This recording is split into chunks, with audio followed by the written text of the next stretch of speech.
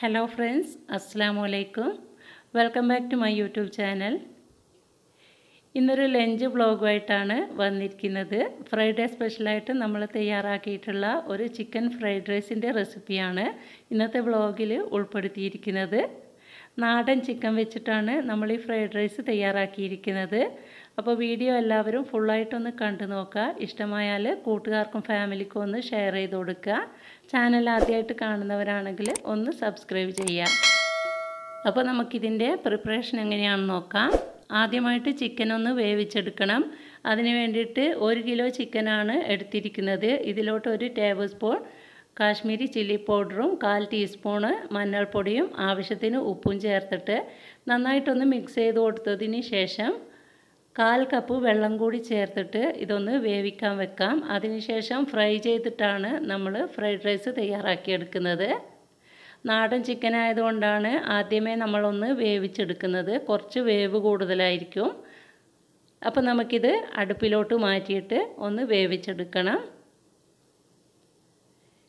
ഇതേ സമയം നമുക്ക് റൈസ് തയ്യാറാക്കാനുള്ള ബസുമതിയുടെ വൈറ്റ് സെല്ല റൈസ് 2 കപ്പ് ഞാൻ അരമണിക്കൂർ മുമ്പ് വെള്ളത്തിൽ കുതിർത്തി വെച്ചിട്ടുണ്ട്.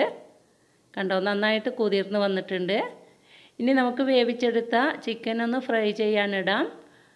ചൂടായ പാനിലോട്ട് 2-3 table spoon sunflower oil add ചെയ്തതിന് ശേഷം ഇത് മുഴുവനായിട്ട് ഫ്രൈ ചെയ്യാനിട്ടിട്ട് നമുക്കിതൊന്ന് അടച്ചു വെക്കണം.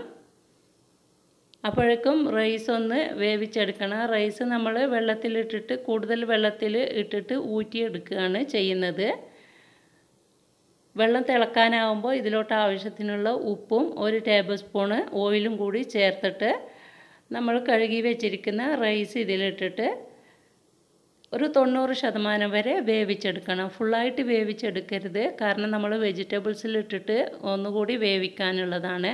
അപ്പോൾ ഒരു 85-90% വരെ മാത്രം വേവിച്ചെടുക്കുക. അതിനുശേഷം നമുക്കിത് വെള്ളത്തിൽ നിന്നും കോരി മാറ്റാം.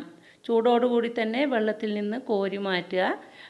ചൂടായ വെള്ളത്തിൽ വെച്ച് കഴിഞ്ഞാൽ കൂടുതൽ അത് കുക്കായി പോവും. അപ്പോൾ ചൂടോടുകൂടി തന്നെ നമ്മൾ കോരി മാറ്റണം.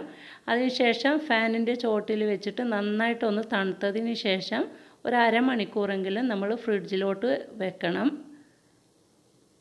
ഇല്ലെങ്കിൽ റൈസ് നമ്മൾ രാവിലെ തന്നെ ഉണ്ടാക്കിയിട്ട് ഫ്രിഡ്ജിലോട്ട് മാറ്റിയാലും പ്രശ്നമൊന്നുമില്ല. ഇനി നമ്മൾ എടുത്തിരിക്കുന്ന vegetables carrot, cabbage, beans, spring onion, അതുപോലെ ക്യാപ്സിക്കം, സവാള, പച്ചമുളക്, ഇഞ്ചി വെളുത്തുള്ളി പേസ്റ്റ്, ഇത്രയും വെജിറ്റബിൾസാണ് നമ്മൾ എടുത്തിരിക്കുന്നത്. ഇനി നമുക്ക് സെയിം പാത്രത്തിലോട്ട് തന്നെ 2-3 table spoon sunflower oil add ചെയ്തതിന് ശേഷം നമുക്ക് ഇഞ്ചി വെളുത്തുള്ളി പേസ്റ്റ് ഇട്ടിട്ട് നന്നായിട്ടൊന്ന് മൂപ്പിച്ചെടുക്കാം. അതിനുശേഷം കട്ട് ചെയ്ത് വെച്ചിരിക്കുന്ന സവാള ഇട്ട് കൊടുക്കാം. ഒരു കുഞ്ഞു സവാളയാണ് ഞാൻ എടുത്തിരിക്കുന്നത്, ചെറുതായിട്ട് കട്ട് ചെയ്തെടുത്തതാണ്. ഇനി ജസ്റ്റ് ഇതൊന്ന് വഴറ്റിയെടുത്തതിന് ശേഷം നമുക്കിതിലോട്ട് ഓരോന്നായിട്ട് വെജിറ്റബിൾസ് ആഡ് ചെയ്യണം. വെജിറ്റബിൾസൊക്കെ നിങ്ങളുടെ ഇഷ്ടത്തിനനുസരിച്ചിട്ട് എടുക്കാം. ഏത് വെജിറ്റബിൾസ് വേണമെങ്കിലും എത്ര അളവിൽ വേണമെങ്കിലും എടുക്കാം. ഞാനിപ്പോൾ എല്ലാം 1/2 കപ്പ് വെച്ചിട്ടാണ് എടുത്തിരിക്കുന്നത്. 1/2 കപ്പ് ക്യാരറ്റ് എടുത്തിട്ടുണ്ട്, അത് നമുക്കിതിലോട്ട് ആഡ് ചെയ്യാം. അതുപോലെ 1/2 cup beans, 1/2 cup spring onion, ഇത്രയാണ് ഞാൻ എടുത്തിരിക്കുന്നത്. അത് നമുക്ക് ആദ്യം ചേർത്ത് കൊടുത്തതിന് ശേഷം നന്നായിട്ടൊന്ന് മിക്സ് ചെയ്തിട്ട് ഒരു 10% വേവാകുമ്പോൾ നമുക്ക് ബാക്കിയുള്ള വെജിറ്റബിൾസ് കൂടി ചേർത്ത് കൊടുക്കാം. ഈ വെജിറ്റബിൾസൊക്കെ ഒരു ഹാഫ് വേവ് മാത്രമേ ആകാൻ പാടുള്ളൂ, നന്നായിട്ട് കുക്കായി പോകരുത്. ഹൈ ഫ്ലെയിമിലിട്ടിട്ട് തന്നെ നമ്മളിത് വേവിച്ചെടുക്കണം.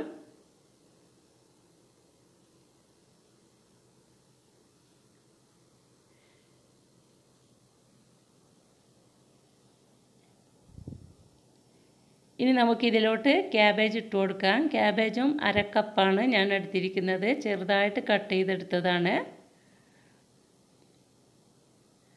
ഒന്ന് മിക്സ് ചെയ്ത് കൊടുത്തതിന് ശേഷം നമ്മൾ കട്ട് ചെയ്ത് വെച്ചിരിക്കുന്ന പച്ചമുളകും അതുപോലെ ക്യാപ്സിക്കവും ഇട്ട് കൊടുക്കാം. പച്ചമുളക് തികച്ചും ഓപ്ഷനിലാണ്, നിങ്ങൾക്ക് വേണമെന്നുണ്ടെങ്കിൽ മാത്രം ഇട്ട് കൊടുക്കുക. ചെറിയൊരു എരിവിന് വേണ്ടിയിട്ടാണ് ഞാൻ എടുത്തിരിക്കുന്നത്. 2 പച്ചമുളകാണ് എടുത്തിരിക്കുന്നത്. അതുപോലെ കട്ട് ചെയ്ത് വെച്ച ക്യാപ്സിക്കവും ഇട്ട് കൊടുക്കുന്നുണ്ട്. ഒരു ക്യാപ്സിക്കാണ് ഞാൻ എടുത്തിരിക്കുന്നത്. ഏകദേശം 1/2 കപ്പ് ഉണ്ടാവും. ഇനി ഇതെല്ലാം കൂടി ജസ്റ്റ് ഒന്ന് മിക്സ് ചെയ്ത് കൊടുത്തതിന് ശേഷം ഇത്രയും വേവായി കിട്ടിയാൽ മതി. ക്യാപ്സിക്കം ഒന്നും അധികം വെന്ത് പോകരുത്.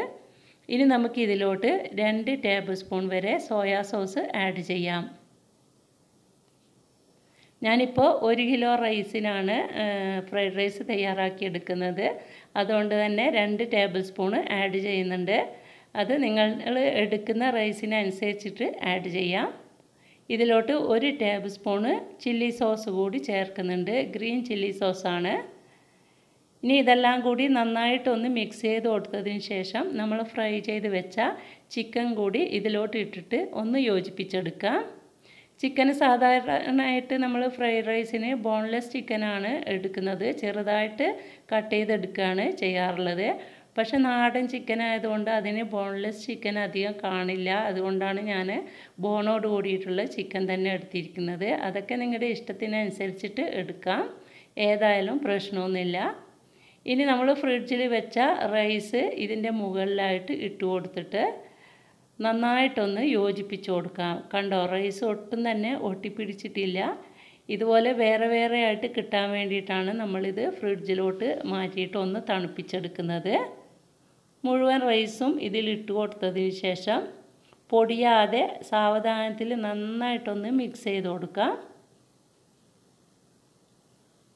ഒട്ടും തന്നെ പൊടിഞ്ഞു പോകരുത്. ഇതുപോലെ മെല്ലെ മിക്സ് ചെയ്ത് കൊടുക്കുക.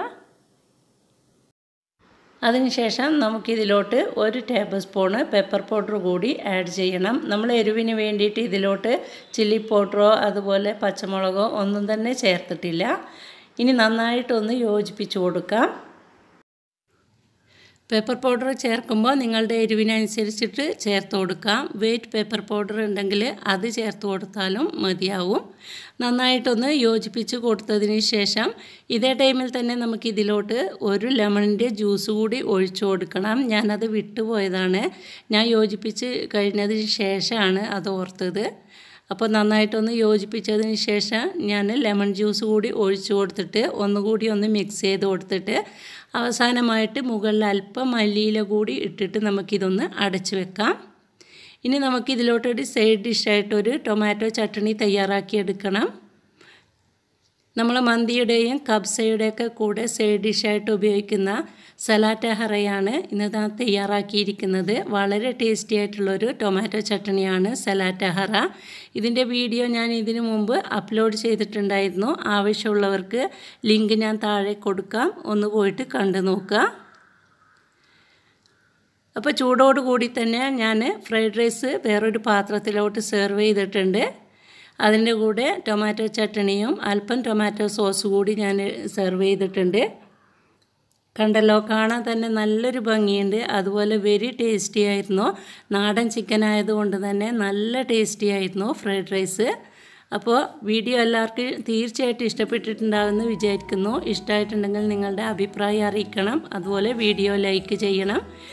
കൂട്ടുകാർക്കും ഫാമിലിക്കും ഒന്ന് ഷെയർ ചെയ്ത് കൊടുക്കണം. ചാനൽ ആദ്യമായിട്ട് കാണുന്നവരാണെങ്കിൽ സബ്സ്ക്രൈബ് ചെയ്ത് തുടർന്ന് ഞാൻ ചെയ്യുന്ന വീഡിയോസിൻ്റെ നോട്ടിഫിക്കേഷൻ ഉറപ്പാക്കാൻ വേണ്ടിയിട്ട് ആ ബെൽ ബട്ടൺ കൂടി ഒന്ന് ഇനേബിൾ ചെയ്ത് വെക്കണം. പ്രീവിയസ് വീഡിയോസൊക്കെ ഒന്ന് കണ്ടു നോക്കുക. ഇൻഷാ അല്ലാഹ് ഇനിയും കാണാം നല്ല വെറൈറ്റി വീഡിയോകളുമായിട്ട്. അതുവരെ എല്ലാവരും സേഫായിട്ടിരിക്കുക, ഹാപ്പി ആയിട്ടിരിക്കുക. എല്ലാവർക്കും നല്ലത് മാത്രം വരട്ടെ എന്ന പ്രാർത്ഥനയോടെ അസ്സലാമു അലൈക്കും. Thanks for watching.